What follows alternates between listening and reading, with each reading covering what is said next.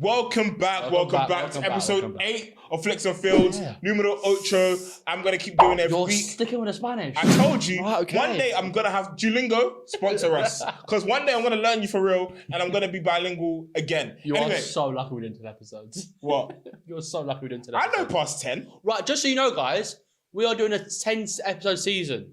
So after the 10 episodes, we're going to have a hiatus and we're going to come back bigger and better for season 2. Just so you guys know, guys. Yes. Yeah. I'm joking. No, it's just more for the future. Just so they know. I want to clear this up before this goes out on the episode. Go. I know past 10.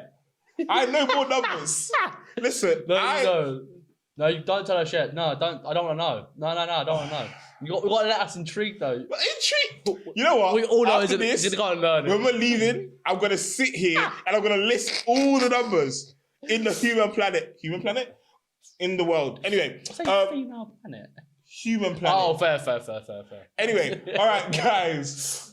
We know you like to, and I know we like to start the episode a little bit personal. Get to know us a little more. Because we film this weekly. Exactly. So a lot happens on that Monday to Friday. A lot happens in that time when we're not here talking to you. So I love that. Cal, how's your week?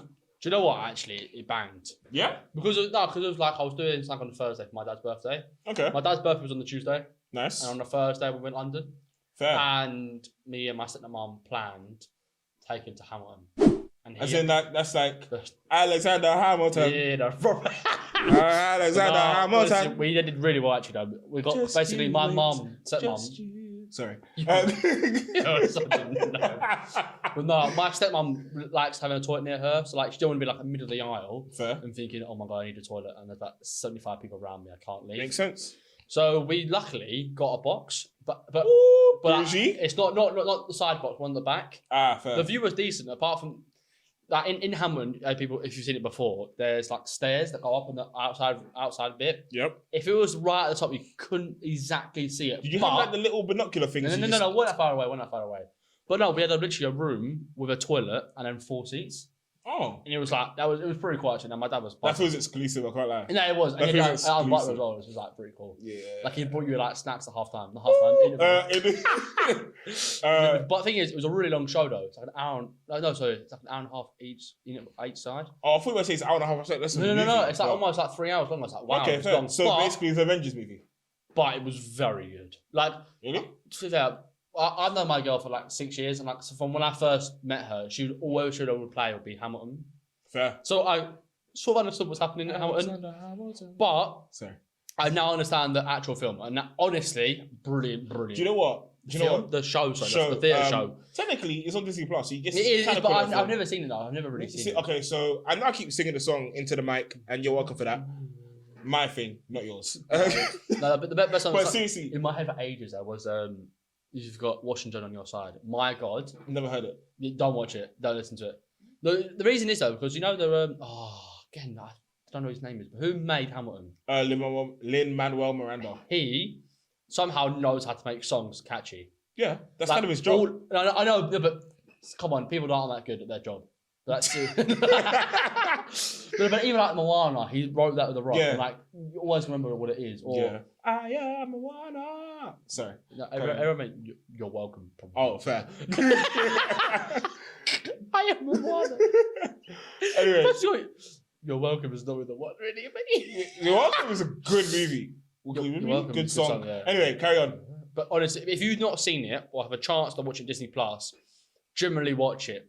Because yes, it is, and 3 hours of just generally singing or a bit of rapping, but it was like you're just so indulgent of it. You watch it and thinking, wow, like it really was impressive. Like we're that far away, not far away, but that like in a film you can't like see it happening. It might sound really stupid, but I think that's why theatre is so brilliant in the sense of feels more real, more raw. Like when a scene ends, you like see them move. Like you kind of, that's why it feels more real to watch instead of just a cut. It's like you watch humans. And in that show, there's 3 sisters, right? Yep. Oh, I don't know what they're called, but their voices. Oh my God!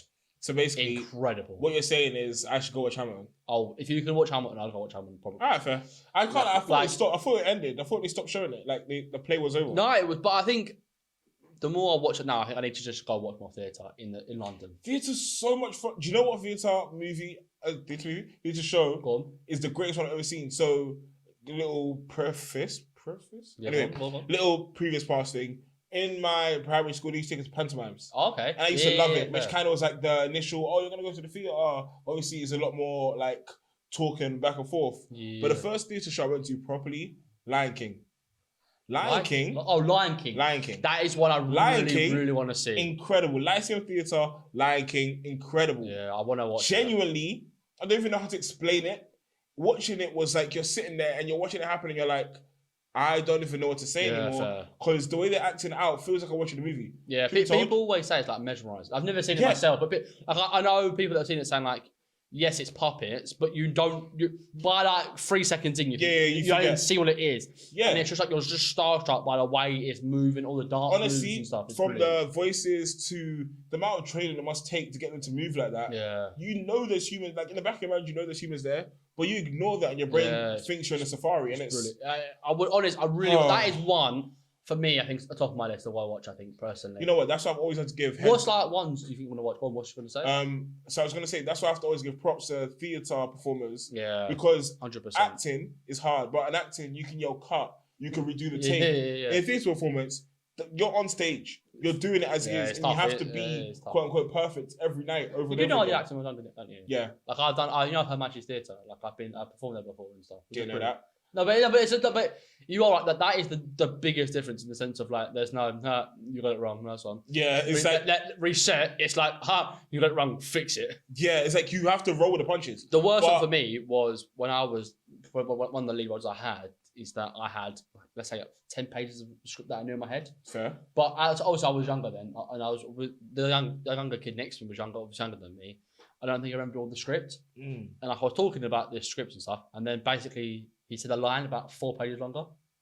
And I was like, oh. Wrong line, bro. But... No, but like, it was so far ahead, I kind of had to just lose 4 pages. Because I physically, either he didn't know the next line, because I think I said to him, ignored that line basically. I said to him the line that I knew was next. And he had no idea. So I had to almost jump to the bit he knew, which is tough because obviously in live performance you have to do that because obviously you can't say... You can't just be like, by the way, wrong line. You're stupid, what are you doing? Yeah, you can't be like, you can't just yell a line and someone comes up like, yeah. Yeah, but I think even me doing a bit more than most just proves how amazing it is, I think. Fair. You know what? Why get to acting one day? Why not? Little theatre vibe. A bit like extra and stuff. Yeah, and now I want to be centre stage. I want to be on the bus. We've got a lot to dance. I think people understand though, acting, you've got to you guys don't even see me sitting down. You don't know what I could, like, 1, 2 movement, like, pop it. No, I should have been in street dance. I should have been in step up. Stop making that face, not looking at you. I should have been in all of it. Anyway. It was good. Actually, that's one thing I probably wish I did more, actually. Kind of didn't just stop at 16, just went into adult world and everything, did it. So is there any like musicals, like theatre wise, you want to go and see? Like you want? Do you know what that is? Do you know what? Well, I haven't seen. You want to go watch? Like we're gonna cover this a little later, but there's one musical I want to see, which will come in the movie, but it's Wicked. Yeah. I kind of want to see it. Like Wizard of Oz, isn't it? Yeah. But like I've never really seen it, but I've heard the musicals and stuff. I've heard it's great. But I think there's a few like on like I think Heather's 6. There's Rent. I want to see Rent. Fair. But there's so many. But also there's ones that I think should be musical. Great Showman. How is that not in theatres? It's literally like your content is there. But then also there's other ones like Shrek and like Miss Doubtfire as musicals, or like Back to the Future that are just not musicals. But I've never seen them. But obviously the reviews they're getting are pretty decent. Fair. So yeah. But you know what? Do you guys know the War of the Worlds musical? Didn't know that. I don't know what that is. Don't even know what War of the Worlds is. Seriously? No, yeah, well, we're not musical theatre kids. But anyway, so people about us though. You had a good week. Yeah, do you know it was this actually? You know, what have you been doing up to? Yeah, mine was the complete opposite. Mine was work and more work. Like fair. Busy week. Like honestly, I have never clicked and clapped on a laptop as much as I have this week. Clicked and clapped on a laptop. Like I was sitting there just. All I can think about is like another thing, like click clap. But yeah, don't know. You didn't get robbed with the gut. They always got robbed. Anyway, but yeah, literally sitting on my laptop, typing away. I'm gonna be typing away tomorrow and Wednesday and Thursday and Friday. But then I'll be back here with you guys again because you've seen this video, so you know I'm back again. Anyway, But yeah, let's get into the episode. Let's get into the episode. So, the big thing this week, I would say, in sports was last weekend was WrestleMania. And it was... Just no. Just stop, all right? Spoilers ahead, Jesus. Okay. But no, I think WrestleMania is one of probably the best finishes to WrestleMania in the probably last couple of years, I would say. Especially since, the WrestleMania you've known, the WWE that you've known, has always been under Vince McMahon. Yep. And in the last year, he's left, been taken down, and he's been replaced by Paul Levesque, which is Triple H. Yeah. First of all, in my head, I knew his name was Triple H. Yeah. Didn't expect Paul Levesque. No, the weird thing is, he's always been known as Triple H, but ever since he stepped up into this role. Yeah, he had to be his real. So, in WrestleMania, he opened the show, or he spoke on the mic basically, right? And he went, Paul, Triple H, Levesque. I was like, who is that? Yeah, it felt so wrong, but he is very, very good at what he does. Very, very good.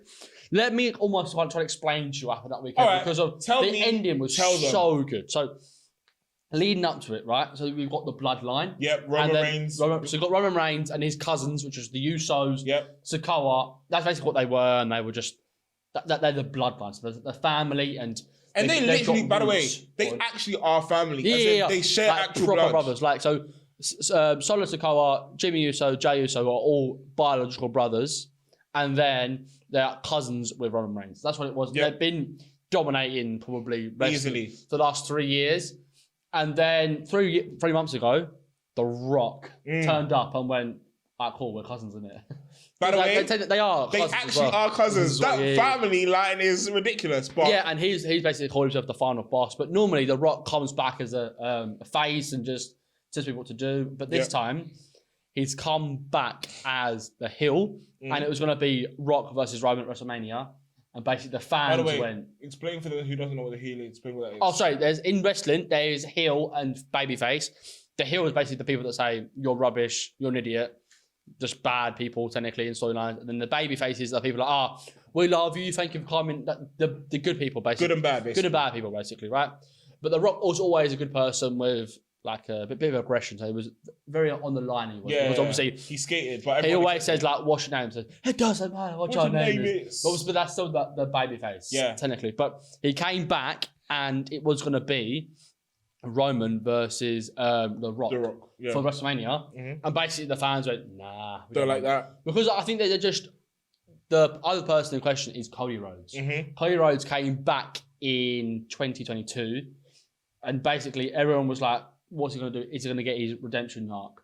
He came back and basically said, I want to get the WWE Championship because that's the one thing his dad couldn't get. And basically he was saying, I'm going to finish his story. Nice. So basically he could get it, so I'm going to get it, right? Makes sense. So in 2023, he won the Royal Rumble. It basically means you get a guaranteed WrestleMania main event if you win it. He fought Roman Reigns. Everyone thought this is the time where Cody beats Roman and just...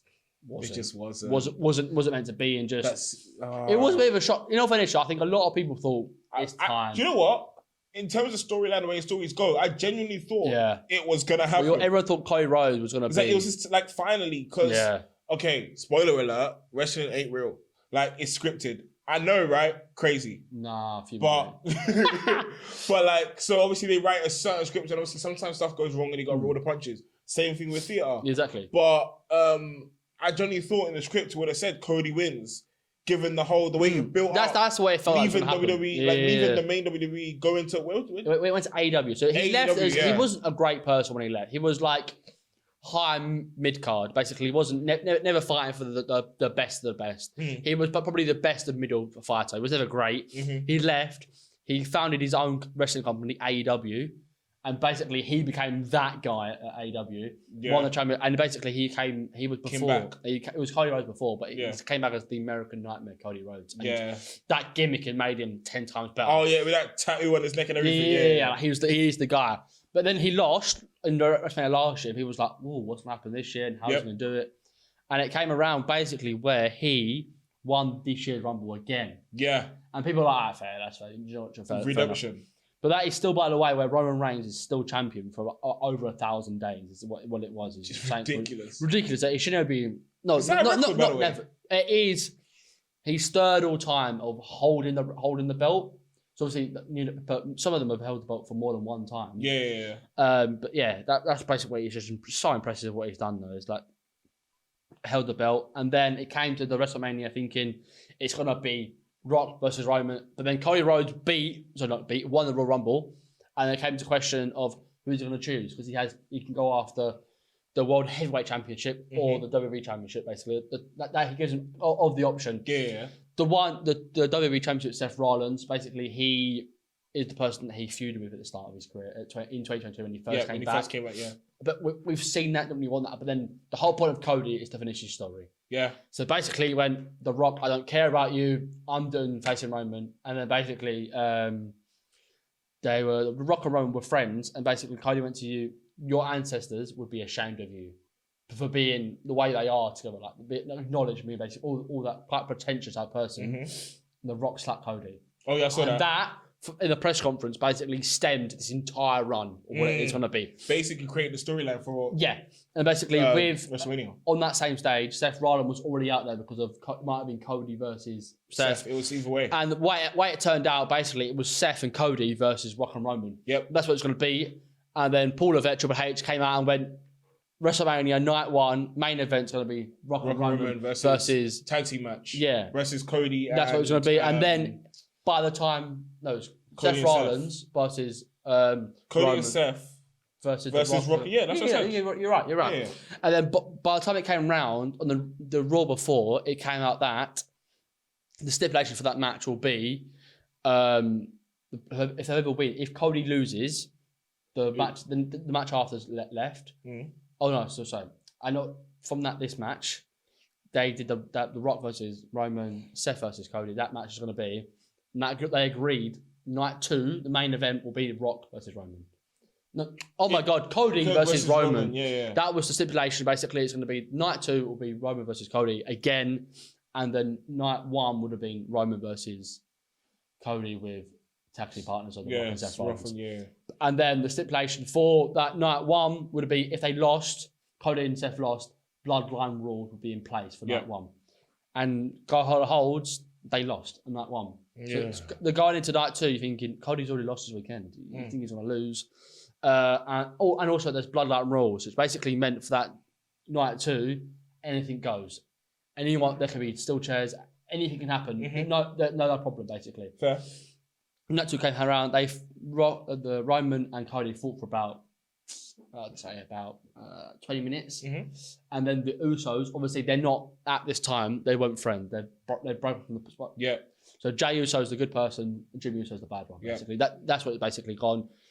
Jey is the son of Cody, Jimmy's the son of Roman. That's how it's all gone, right? That should never be. It's just how it's been. But Jey Uso's become main event Jey Uso, and he's done really well. And both of them all actually fought WrestleMania against each other. Oh, fair. Because of when Jey left the Bloodline, this big group basically said, I can't be involved with it. He became babyface, and he fought against the Intercontinental Championship and against Seth Rollins' Heavyweight Championship. Right? Oh, wow. So there's 2 title chances, and both of them, Jimmy Uso, came in and ruined it for him.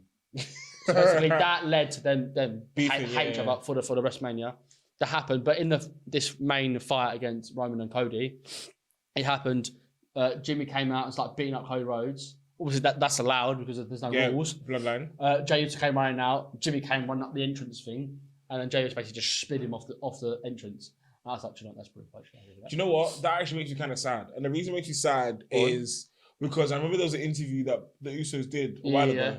They said they will forever be tag team partners until they get close to retire. And when they're going to retire, that's when they're going to do the whole babyface. They're going to do both good versus evil, and they're actually going to fight each other. They've always said, though, their dream match was against each other. Yeah. But I didn't think they'd be this close. But neither did I. It's done so well for Jey Uso. Like, he has made him a star, like I would say. But from that, so the match has already had involvements now.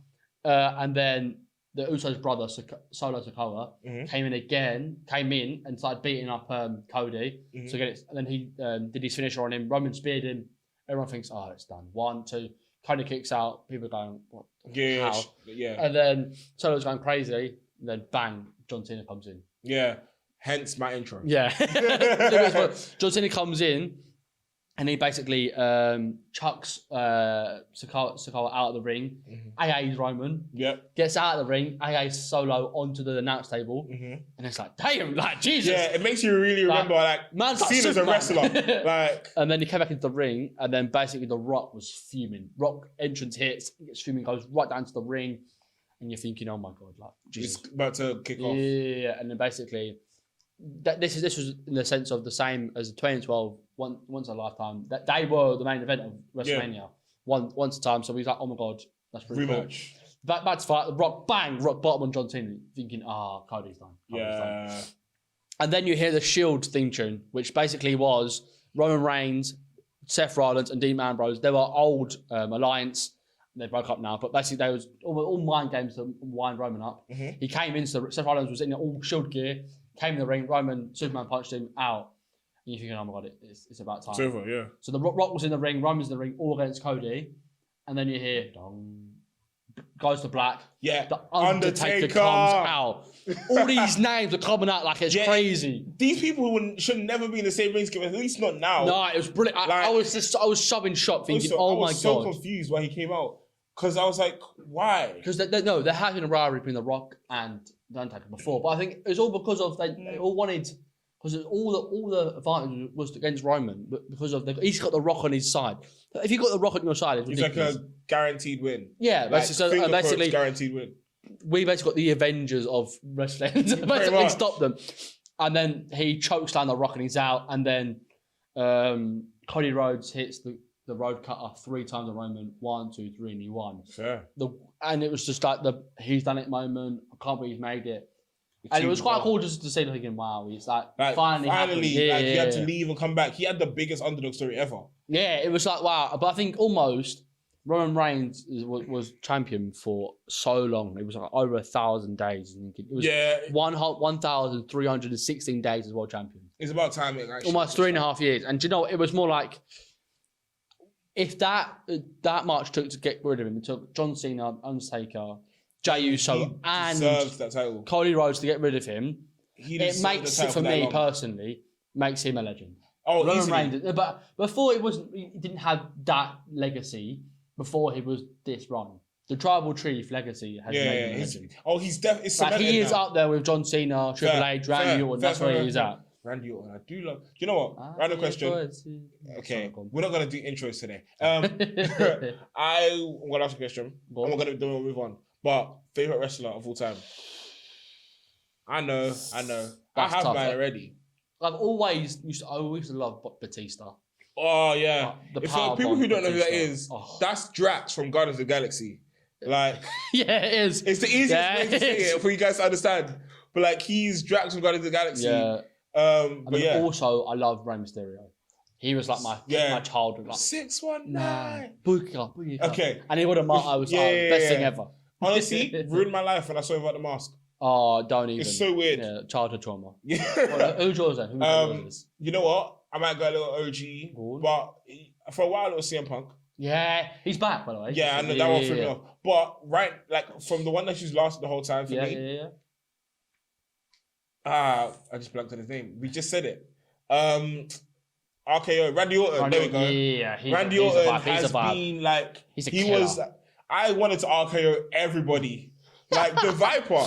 What? Yeah. Like you just see him on the canvas just waiting for you to get up. And he charges RKO. Then he has the whole hand on the I think even for him though, the pageantry of it and the the ability he had alongside the storyline, the way he came across. So brilliant.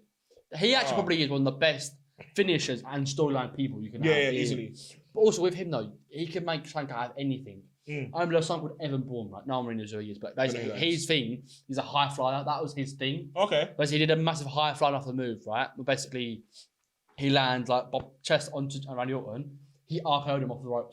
Oh, I've seen that. Like he jumps and RKO's him. Real quick, we don't know who high flyers are. They're people who are jumping over the ring. If you've ever seen anyone called like Logan Paul and that Ricochet jump, something like that. Someone who basically is not on the floor doing stuff, they will jump over the ring and jump off stuff. It's really cool. But if you ever want to see it though, Evan Bourne, RKO by Randy Orton, it's so cool. She should. Do you know the other day I saw Randy Orton RKO compilation? Oh, they're brilliant. And it's like places you shouldn't be able to RKO people, he's RKOing. No, like he's in the middle of someone else's finisher and goes, nah, and RKOs him instead. Oh, actually, one of the best talking about Seth Rollins. Seth Rollins' finisher is a stomp on the head. Mm-hmm. So Randy Orton was out. Seth Rollins goes to stomp on his head. Randy Orton flicks Seth Rollins up in the air and then RKOs him. So finisher. I need to watch that. Brilliant. But no, that was WrestleMania, and I think personally one of the best finishes ever was WrestleMania. You know what? Fair. And it also makes you realise I really want to go to a WrestleMania match. Like that is honestly me and my dad.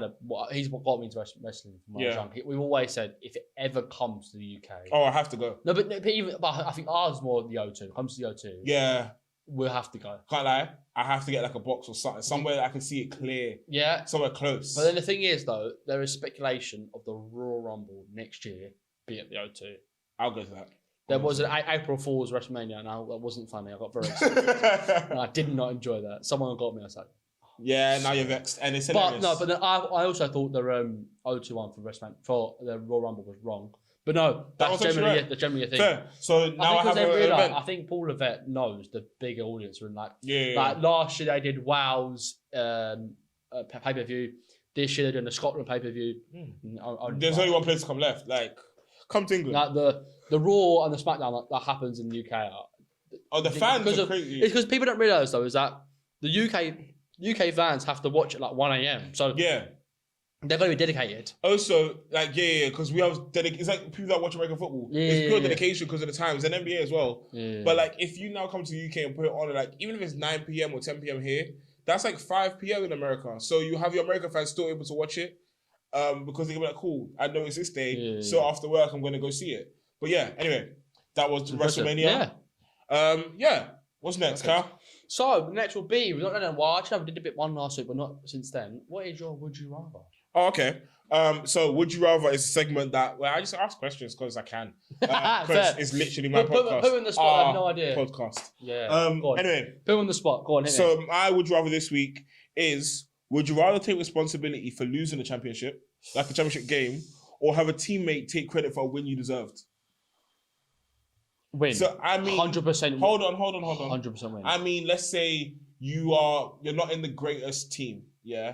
This win would have got you that contract that puts you in the team you want to be in. This is the kind of win that is like, I'm talking like it starts your career. It's the one that gets clipped on Sky Sports and everyone really knows the Callum Butterworth name. But last minute, clear shot for you. Your teammate, you've called for it. Teammate comes out of nowhere, bang, their goal, their win. Now your life, so to say, is now more leaning towards them.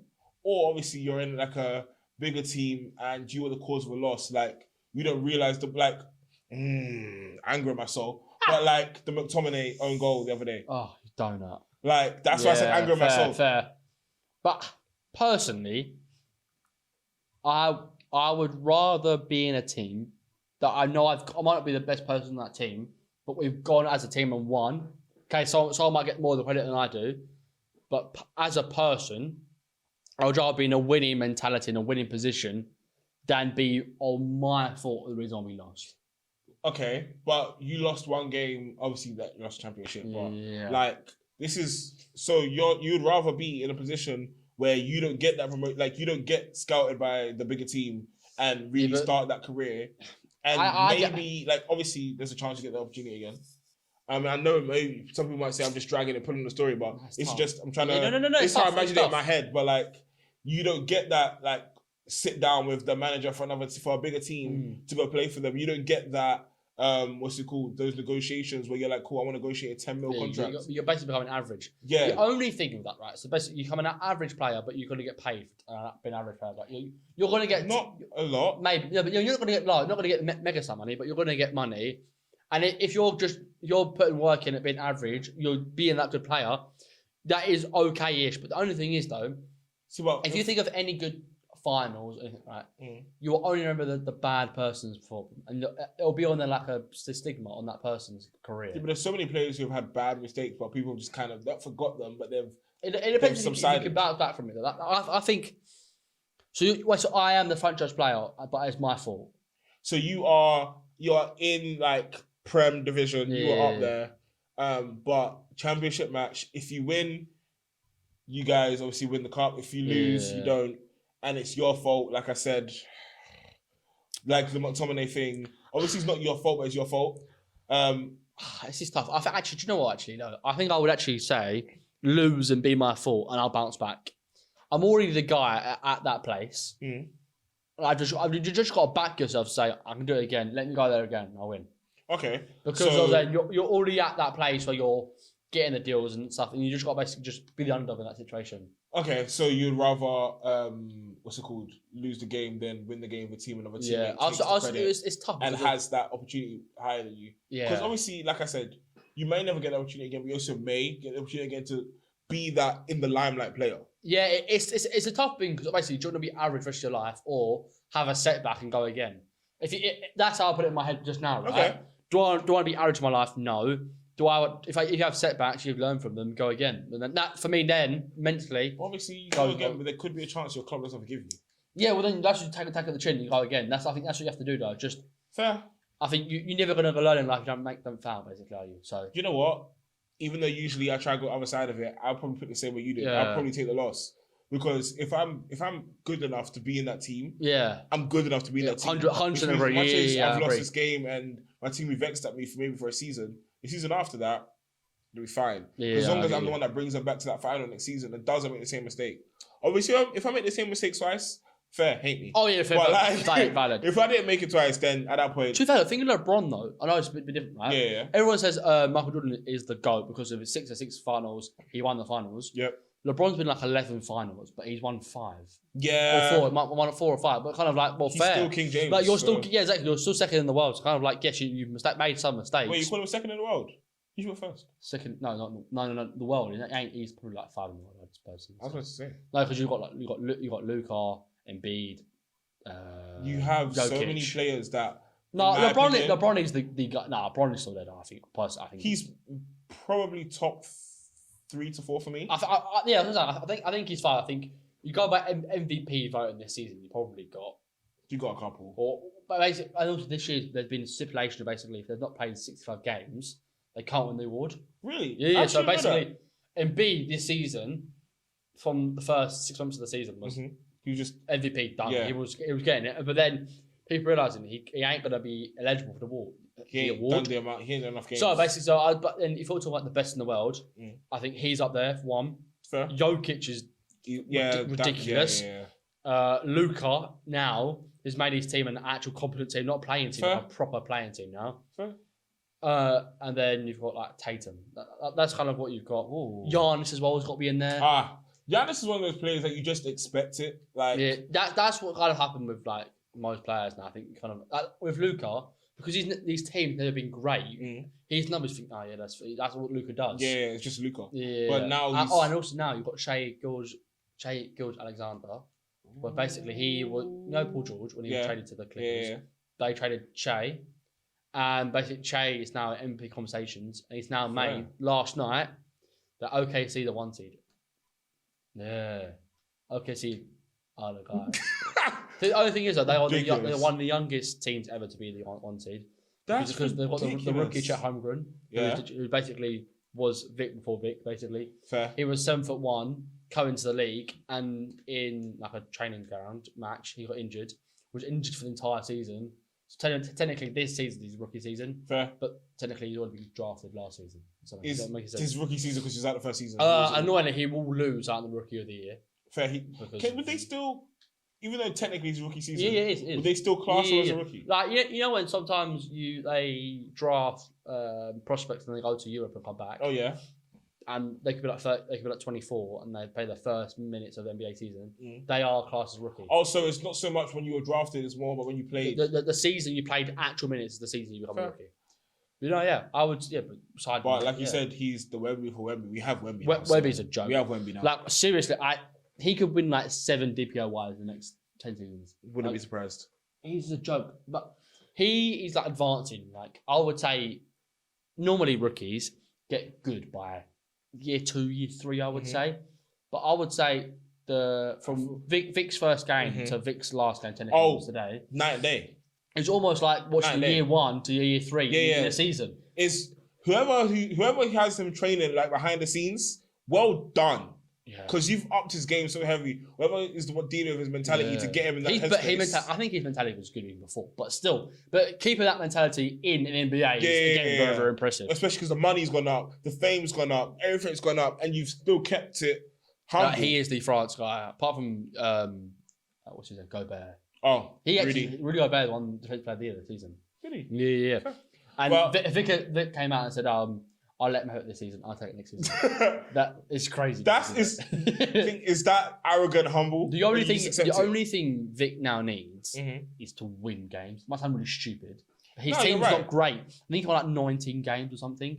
Out of 82, it is just not enough. It's not, but at the same time, when we look at if we don't look at their wins and we actually watch the games individually, he plays. The artist is brilliant.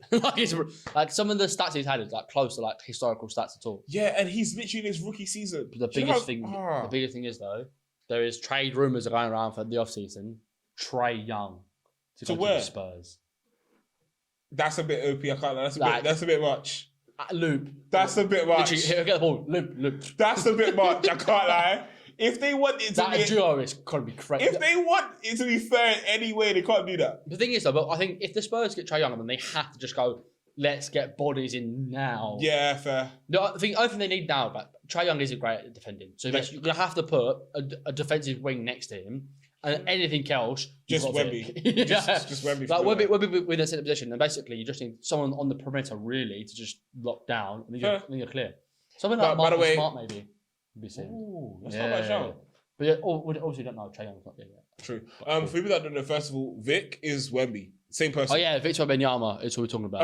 Anyway, complete sidetrack, but sorry, this is how our conversations go in real life, so this is what you're getting. Anyway, 100%. What's next, Cal? So moving on from this, right? Yeah. This week, Bayern Leverkusen have won the division in Germany. Okay. For one, that is quite surprising. First of all, try to say that 3 times fast. I'll say fast anyway. But normally in the Bundesliga, Bayern Munich win every year, just for fun, really. They can walk it. Sometimes Dortmund win it, but mainly they do it. Munich, yeah. This is quite funny as a United fan. Harry Kane did come at United. He went to Bayern Munich. And this is one of the first seasons they've not won a championship. So, for me, that's quite funny. Because Harry Kane is known to be a bottle job, and he's done it again. So, he's still going to be in our Euro team, but like... But in the summer, he'll be the best thing since sliced bread. I'll literally love him. But right now... it's funny. But just listen to this, right? Yeah. So, their manager is a new manager. Yep. He went to them on the 5th of October 2022. He used Xavi Alonso. You should know that is. You should know that is. Xavi Alonso is the manager. Xavi Alonso, yeah. So he played for Liverpool, but he was the guy at Real Madrid, and then has gone to Bayern Munich a bit after. I didn't even know he was managing now. That's crazy. But yeah, Xavi Alonso he's done really well, right? Just listen to some of these stats, right? Yeah. So Alonso took charge of Bayern Leverkusen on October the 5th, 2022, and the team was second bottom of the Bundesliga. Like second bottom, right? Fair. So it was the second worst start of the season for Bayer Leverkusen since 1979, right? 18 months and 557 days later, Bayer Leverkusen won the first Bundesliga in their history of 120 years. 100? Wait. That's basically their existence. First of all, Xavi. Yeah. That is crazy. Yeah. I'm loving life though. Great. So. Wow, I haven't heard about Xavi since he was playing like for Spain kind of thing. No. Right, there's two. There's two? Xavi for Barcelona. Yeah. He's managing Barcelona right now. Makes sense. Xavi Alonso is not Xavi you're thinking of. Two. They're both got the same name. So, Che, put Xavi for the manager of Barcelona here and Xavi Alonso here. They're two different players. I'm going to have to watch this back because I'm not going to lie, I've been thinking of Fernando Alonso.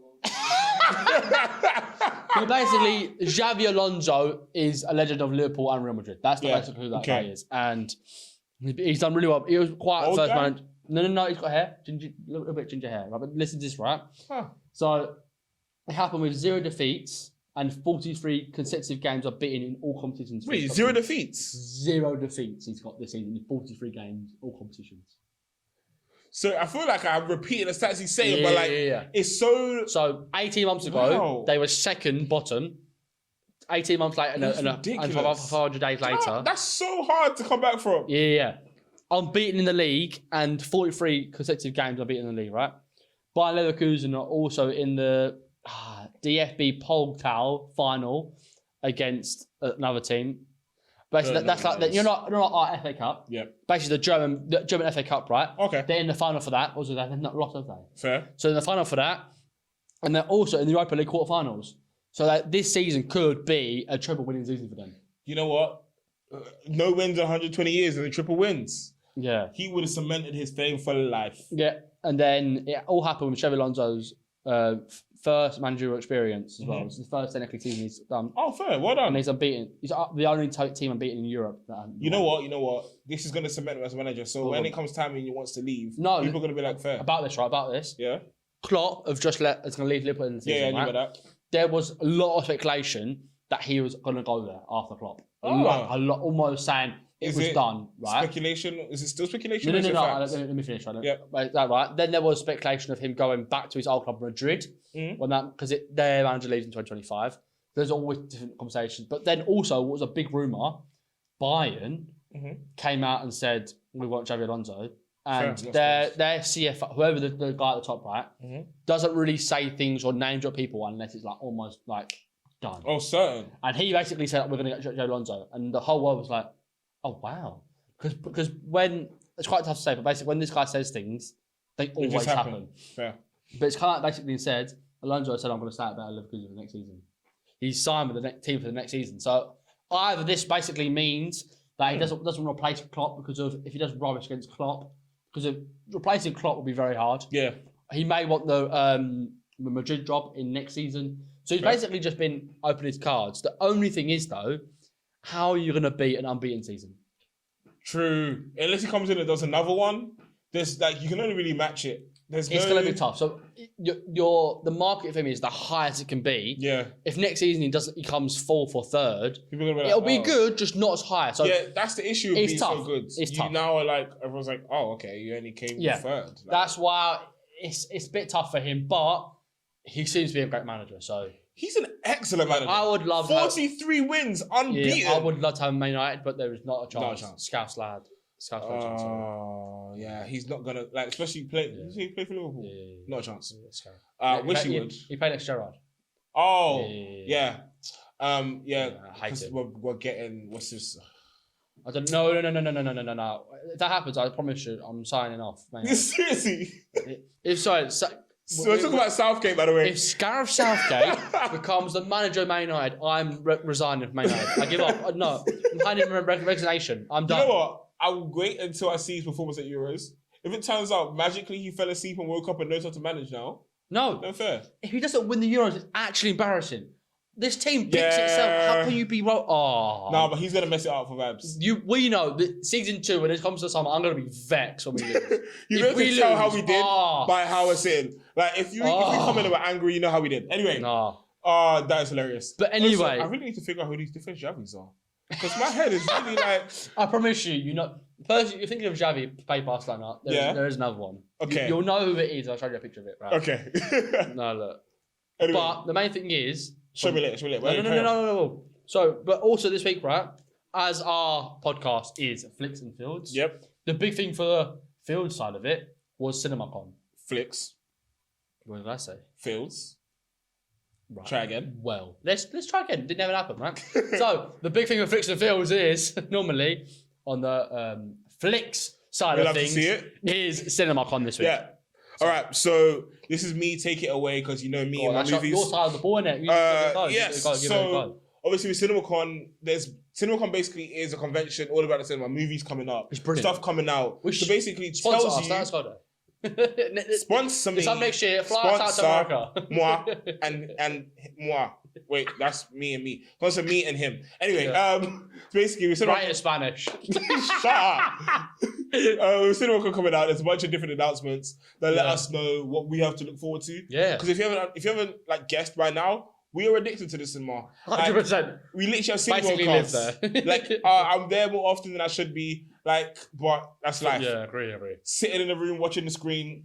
Pretty much what I was going to be doing at home anyway. Love it. Anyway, so the first one I'm going to talk about is the new Captain America. They showed footage for the new Captain America. Okay. And for people that don't know, and you've only ever heard of the first Chris Evans Captain America, we have a new Captain America, played by Anthony Mackie.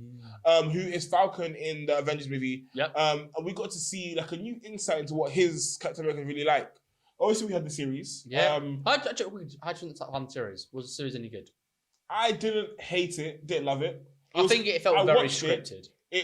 I know what you mean, but like it felt too. It was there just to be there. They were forcing this one narrative that was like it didn't feel seamless, which I get it is a new phase. Still, one of the pretty cool scenes was though Sam learning to throw the shield. Yeah. That was pretty cool. Yeah. First of all, I was so sure I was gonna slice his hand off. Like when he was throwing it and he was catching, I was like, that's adamant. That's not adamant. That's vibranium. Hardest metal on the planet. What Black Panther uses, the most expensive metal on the planet, and he's throwing it around this very, very thin frisbee and catching it in one hand. It's impressive. When Bucky does it, I get it. He's kind of a super soldier, has a metal arm. Valid. When Cap does it, he's a super soldier. Anthony Mackie's just a human. Yeah, bro's a human. But you know what? Training, apparently. I never want that. No, I'm not having that. How's he catching it? Nah, I don't know. Bro's a human in it. How's he catching it? Catching a vibranium shield with his bare hands like it's an everyday Tuesday. But you know what? I accept it. But you know what? That's mad. Do you know who Harrison Ford is? Yes. So Harrison Ford actually he's excited for it. So Harrison Ford is Hollywood royalty. But like Harrison Ford, he's Indiana Jones. Yeah. So Harrison Ford, if you don't know, he's also going to be playing Red Hulk. Yeah. If you don't know who that is, he's a red version of Green Hulk. Anyway. The title was really helpful. Red Hulk. But yeah, so basically, Harrison Ford's excited to be part of the MCU, and he also is happy that Anthony Mackie's leading it. He wants him to rebuild it. But yeah, so that's the first one that I saw for cinema that got me excited. Yeah. The next one is, okay, so you hated the fact I ain't seen these yet, but I'm excited. Kingdom of the Planet of the Apes. Oh, I'm so excited. So you're excited, I'm excited. Only issue is I have to watch the old ones. Honestly, but my big thing for this this films is it what I thought it was? Because obviously they came out when we were younger, when I was a kid. Obviously, I thought they were brilliant then. So I'm almost putting it off watching them again because I was like, if I think it's rubbish, it's gonna really make my excitement for this movie go down. But like, okay, so we went to go see, or you've seen it, I've seen it. We went to go see Godzilla versus Kong. Yeah. And those kind of movies that have that history, that have that, what's it called? That have that like, it's been going on for a while. Yeah. Sometimes it doesn't hold up, but I personally think that they still had that action, the nostalgia stuff. Movie, like massive monster kind of thing. So I'm excited for this, given how long. I am honestly. I think given how long it's taken to make. I've seen some people that reacting to that. Hopefully, they're saying it's not looking too far fetched. Yeah. There is. They say it make it not much sense, but there's a bit this human side that you can still connect with the character of the ape. Yeah. Instead of just it being an ape, it makes anything to do. Because I can't lie. So the basic premise of Planet of the Apes is the fact that apes became more intelligent and started speaking our language, started taking over. So it was returning us back to like prehistoric times when we weren't chilling in skyscrapers. Yeah. And it's more like we are just apes. Apes are now the dominating species over humans. Yeah. But movies like this always scare me because they could take it so far and drag it so far. But this movie, at least what I've heard about it, is that it kind of, like you said, it balances. It doesn't drag it too far. But if I've not seen it before, obviously it goes human life rule with the one ape that understood it. Caesar. Then the next film is The Rise of the Planet Apes. A bunch of them. And then this one is The Planet Apes. Yeah. So out of all the films that could be overexertion will be this one because of technically the humans are now the hunter species. Yeah. So the same way we had apes in cages, they now have humans in cages. They now have humans running from apes instead of apes running from humans. Which is for a concept sounds brilliant. Yeah. I'm really excited. They've executed it well. Yeah. The next one I took a look at was a little more kid side because I'm a kid at heart. I don't really care. Inside Out 2. That film, I don't care what anyone says. It's such a good movie. Like when she's hunting through the memories and then they all start dying and she's like, no. The saddest thing though, when Bing Bong died. The elephant, When he just jumped off. He sacrificed himself for her. Riley. He went, I understand who I am and I'm going to sacrifice myself. And then you just see him disappear. It hits heartstrings. But now, obviously, for Inside Out 2, we have a whole new set of emotions. She's grown, she's evolved. And you know what? As like someone who's obviously grown and evolved and more emotions grow as you evolve, you kind of see it. You're like, I've never really taken a second to sit there and think about the emotions that I didn't have when I was younger. But it was like, it's a rude realization for me as an adult, but also it's great to see. It just tells a movie-wise. It's like, and get as a kids movie. But but I also think it would be great for a kid to see. Yeah, because the kids that watched it when they first, probably the age of Riley. Yeah, but now they're kind of the age of new Riley as well. Yeah. But also for the kids that who haven't hit that age where the new emotions start to come in, they'll kind of understand what's in store. Yeah. And for the kids who are at that age and don't fully understand. Yeah, but that makes it okay. Yeah, that's the biggest thing with these Disney films is that they normally give you a moral or meaning, but with this film here, it looks to basically say to the younger generation, it's okay. If you're feeling these emotions, it's okay. You're not alone. Exactly. Yeah. I know that the one thing I hope from this, right, is that if it does go down a bad mile in her head, maybe that by talking to someone would help. That is what I hope, because I think that's what I would say to my younger brother. If he ever gets down or sad about certain things, just make sure I'm always there or talk to someone you trust. Yeah. That for me is the biggest thing, really. Definitely. The next one, still kind of in the kid realm, and I kind of touched on that world prior. Yeah. Is Mufasa. I'm so excited for Mufasa. The Lion King, the live action was pretty good. That was pretty I have seen every iteration of Lion King ever. The original one, the remake, the live action, Lion King 2, Lion King on Broadway. Yeah, okay, fair. Now I need to watch this one. I don't know why I love Lion King so much. It's honestly... It's just a whole new world. Retard alert! I made a joke about Aladdin. That hurt my soul. I meant to say the circle of life. Nah, I'm done. No, you know what? I should quit the podcast here. Quit it now. Get out. Like, what? It's a whole new world. Oh. There's so many songs in Lion King and you went a whole new world. I want everyone to just sit here with me and just take this in with me. A whole new world. A whole new world. Oh my god. No, I got to hold my hands up. Oh my god, that hurt my heart. I meant to say a circle of life. There's no coming back. There's no. Shut up. Shut up. Shut up. 3 wishes? Shut up. Oh my god. Anyway, so Mufasa is obviously story about who?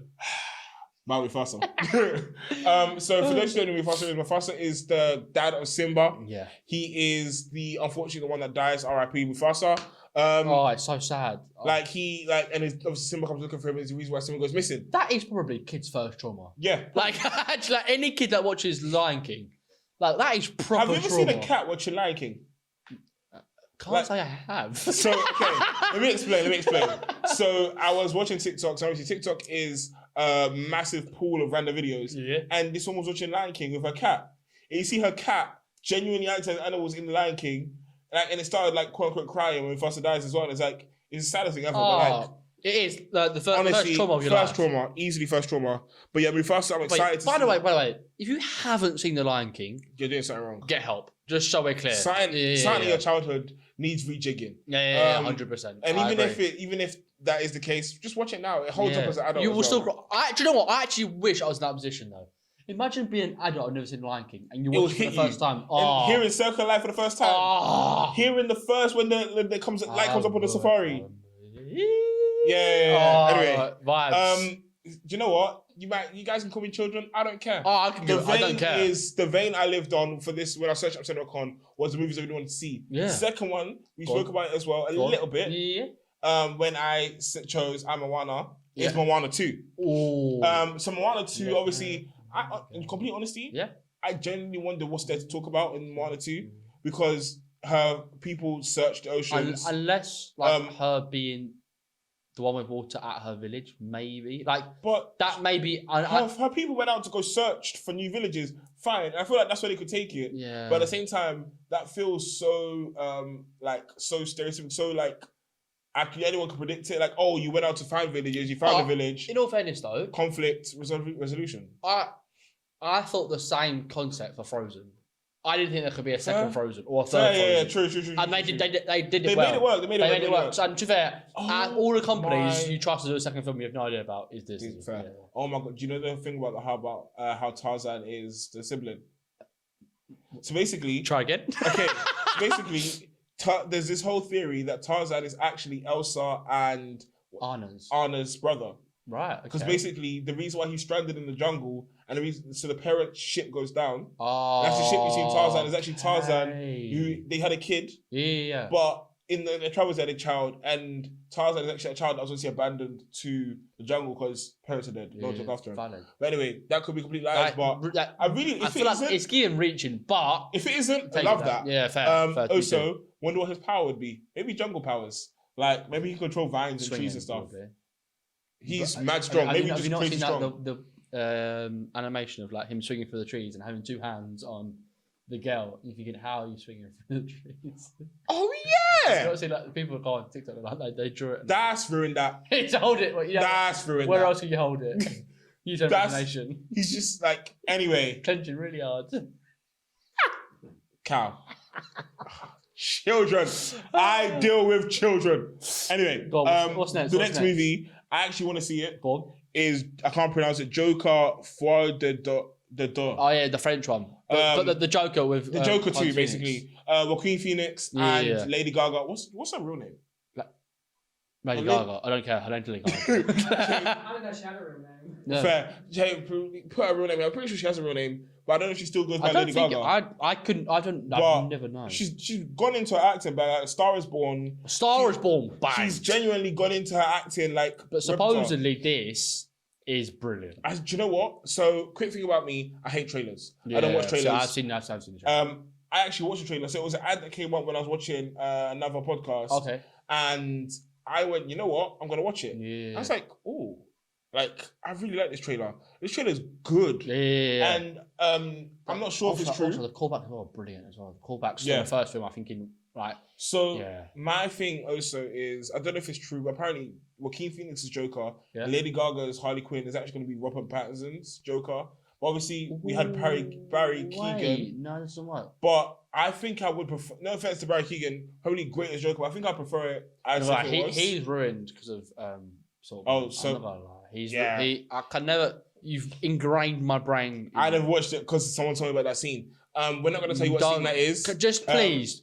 Don't just on the Saturday night. Just watch Saltburn. You've seen it. If you haven't, you know. This is the biggest. If you know, you know.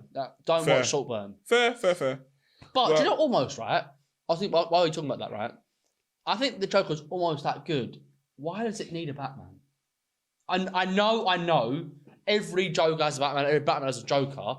Fair. But I feel like it's so standalone. So you should be standalone instead. Yeah. Well, depending on this one, obviously, I would say, but. The way I see Joker, obviously, I see the Dark Hour. I mean, that's the Joker I see, but he's so different to the Joker I knew. Fair. To like Heath Ledger's Joker compared to Joaquin Phoenix. For me, Heath Ledger is the Joker. So kind of like Joker. You compare everyone to him, which is obviously it's tough. It's tough, but like he is the guy. From a more psychological standpoint, I feel like Joaquin Phoenix is more psychological. Yeah, it was brilliant. The same way Robert Pattinson's Batman is more psychological over like Christian Bale's Batman. And, so it could work. Just I was quite looking forward to seeing standalone. Yeah. You know what? Fair. If they make it standalone, I wouldn't be upset either because, like you said, it's such a good premise, such a good story. But then is it in the DC universe? Obviously, is it canon kind of thing? Yeah, because obviously James Gunn's redoing it all, isn't he? True. Oh, a bit quick about that though. Peacemaker season 2 is happening right now. So excited. That. So excited. Oh, well excited. That's one of the first things I've seen from DC thinking, do you know what, that is incredible. Like that was probably some better than some some Marvel series. And as for me personally, up there with like the boys and stuff. That for and me. the callback to the actual DC multiverse, DC Cinemaverse, brilliant. Like when they technically brought Peacemaker in, makes it technically canon that John Cena is our Peacemaker in the DC universe. I just hope he is Peace, but also because obviously James Gunn wouldn't work on it if it wasn't true. Part of it. So yeah. So that's just a side. No, it's fine. Next I went on to what's Sonic the Hedgehog 3. Oh, Shadow. Yeah. Oh my god, that's so cool. I'm so excited. That's like a little kid of me. Like, oh my god. So Knuckles and Shadow are always my two favourite characters. Yeah, Sonic the Hedgehog. Other than in Sonic Underground, because Sonic Underground it was just the dream of it. But I love them. The Olympics. That sounds really bad. Right? No. I get 2008 Beijing Olympics. Was like Mario friends did the Olympics, and the 100 race. Shadow was the guy on the Wii. Just spam A and B. Like, I was winning. Every time I was Shadow. If I couldn't be Shadow, I was Knuckles. Yeah. But we already got Knuckles, so I'm excited for Shadow. I'm well excited for Shadow. And then isn't that White Shadow? Isn't that not one? I can't. Silver, his name's Silver. Silver. Silver, Thank you. yeah. I knew it was a shade of like that kind of thing. Yeah, and also, But- do you know what excites me as well though? Is that who's the man in Sonic? Doctor Robotic, not no, Robotic. the actor's name. Oh, Jim Carrey. Jim Carrey, right? He basically said, "I'm not coming back to Sonic 3 unless the script is good or it's gonna be a good film." Basically, He's coming back. So that basically because I trust Jim Carrey. Oh yeah. Like, and if he's gonna come back to it, do you know what? Alright, fair. Do you know So what? like, also if you don't know who Jim Carrey is, you've lived under a rock. Yeah, But like, valid. Jim Carrey he's such a big name that if his name's attached to anything else, we're gonna watch it anyway. Yeah. So the fact he's even willing to come back making that statement, he doesn't need the money. Oh no, He doesn't need the no, money. not to Like he doesn't need to make another movie. He could just live the rest of his life happy, but he wants to. Yeah, Which valid, means though. speaks how good he is. Yeah, I agree. So the next one I went on to was two movies. I'm not going to say two at a time. Go on. Now I'm going to say the two at a time. It's two things that have kind of come out somewhat recently, but I'm still excited for what's going to happen. Yeah. Was Teenage Mutant Ninja Turtles Mutant Mayhem sequel. So they're making a sequel to the animated one. Right, okay. And then it was Aang. So the last time, and I know we spoke about it when we first started the pod, but they're basically making a show about Aang as an adult. Oh, okay. So in every other aspect of Avatar: The Last Airbender, we get Aang as a kid, done. Then we get Korra, which plays the next Avatar after him. Yeah. And then we get her iteration. But now we're finally going to see what adult Aang is like. Because he's meant to be the strongest Avatar. So meant to be the adult triangle head. Fair.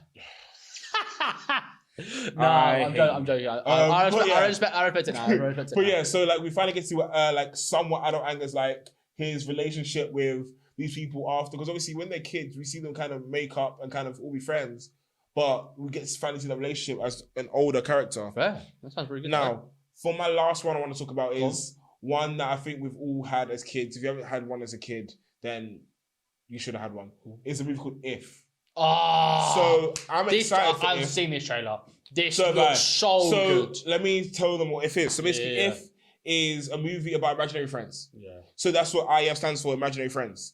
So basically, it's a brilliant concept. so it's a brilliant concept. So John Krasinski decided to make a movie with Ryan Reynolds about imaginary friends, about how they interact. So the basic premise is it a little girl who sees them? Yeah. So there's a little girl. We don't understand how she sees it Yeah, yet. that hasn't been explored yet, No. which leaves stuff less to the imagination. Go. So basically, so little girl can see everyone's imaginary friends. Yeah. So from like someone you might have thought of as a kid who just floats around, to that little kid like that's in their room thinking, oh yeah, I have an imaginary friend who is like tiny or massive or skinny or big or whatever. This one girl can see them all and she has to help them. Yeah. And honestly, did you have an imaginary friend when you were younger? I don't think I did actually. See, I can't remember mine, but I think it's because when the older you get, you start to forget them. Yeah. But this shows how like brings a little magic back into the world. Yeah. It's like she sees that these imaginary friends aren't just like something you conjure up and disappear. Kind of how Ellie's elephant from Inside Out. Yeah. So kind of like that, how you conjure up these things to help you through so much different stuff. Yeah. And she's obviously going through something which I see, but that was my last one. No, that for the thing is, there's a horror film start of the year called Imaginary or Imagination, which basically is that concept, right? But we forgot ours. Yeah. They're old imagination friends going to come back and haunt them basically. That sounds messed up, but in a good way. When you talk about that in the trailer, one of the funny things I've ever seen, right? You know, so I've not had a imaginary friend that I can remember. But I remember Ryan Reynolds sees this and it's invisible, and he goes, "What person imagines their best friend to be invisible?" I don't want you here, but I want someone. Like, that's hilarious. But no, that's fair. But when you look at some of these designs, you're thinking, I wonder what these kids live like, what their lives were like for this to be the design they came up with. But like, fair play to them. Yeah, they are their imagination. So. There's one that I don't think you mentioned that I think is quite a cool thing though, is the Deadpool and Wolverine trailer. Yeah. So I did took a look at. Let me preface this by why that's not in my list. I hate watching trailers, especially for movies I want to see desperately. But let's. Do you want me to tell you what happened in the trailer, or let's think? I'm gonna try to. You know what? Do it nicely if I can. Go. So Deadpool basically is retired. That's what it looks like. Fair. Looks like he's retired. But this is not totally what we get. It looks like he's retired.